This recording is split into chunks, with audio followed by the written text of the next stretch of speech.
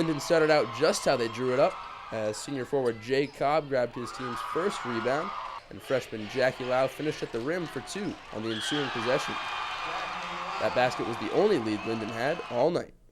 It was a tough atmosphere to play. I think we got caught up in that a little bit. We were a little tight in the first half.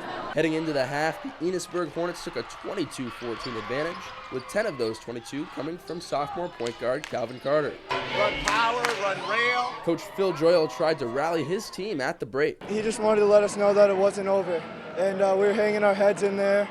We have a young team. They don't know that we can come back like that, and we made a run at it. After trailing by as much as 15 midway through the third, the Vikings responded with a trio of 3-point baskets to cut their deficit under 10. Luckily for the Hornets, it was a little too late, as the 16-game winning streak for the Vikings would be snapped. Feeling good, the effort throughout the game. They able to hold off Linden there. I mean, they fought like crazy. It's definitely bittersweet. We had a great run this season, had a great team, but coming to the odd and losing is kind of bittersweet, definitely. Just very happy with the team to come in here in a high-pressure team game, and the 8 freshmen, sophomores on this team, for them to come out and play the way they did. Very, very proud of them, happy with them.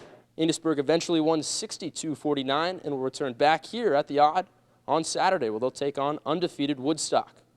Reporting for the Vermont Center for Community Journalism, I'm Ryan Jenot in Barrie. 2 arrests were made after a residence in South Hero utilized surveillance cameras to catch the thieves. 33-year-old Amy Davis and 30-year-old Nathan White were allegedly found inside the home of Darren Jorgensen last Monday. According to Sergeant Brian May, video is key. Also, it provides great court evidence.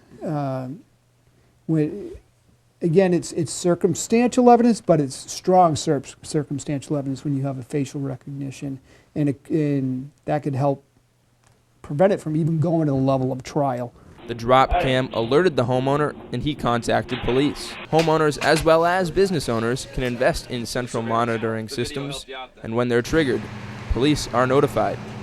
Now, you may not know it, but here at Barney's Market, you're on camera. These systems save money, but according to Michael Barrett of the Barrett Insurance Agency, he believes the drop cam type system used in South Hero will not.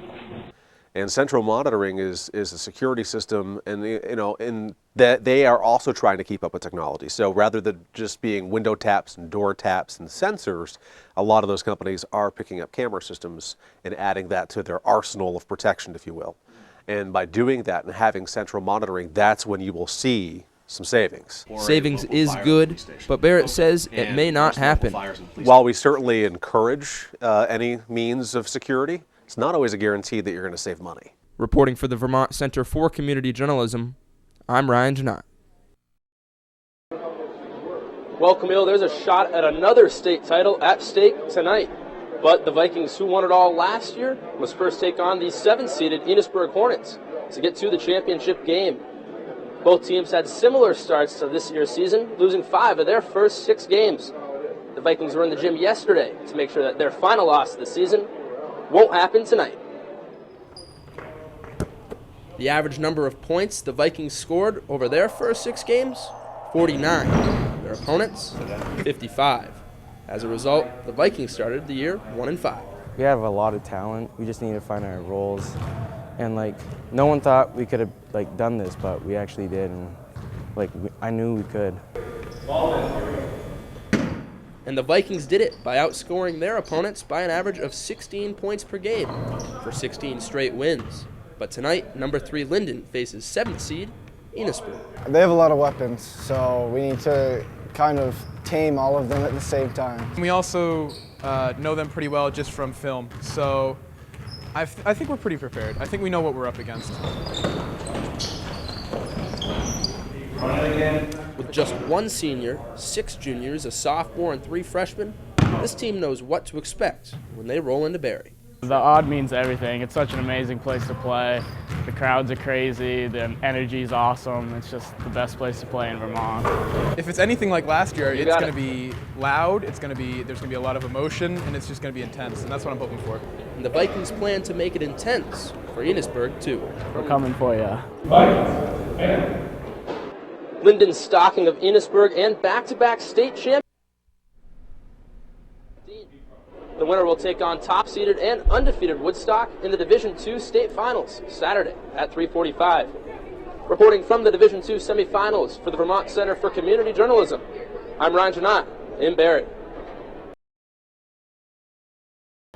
48 years.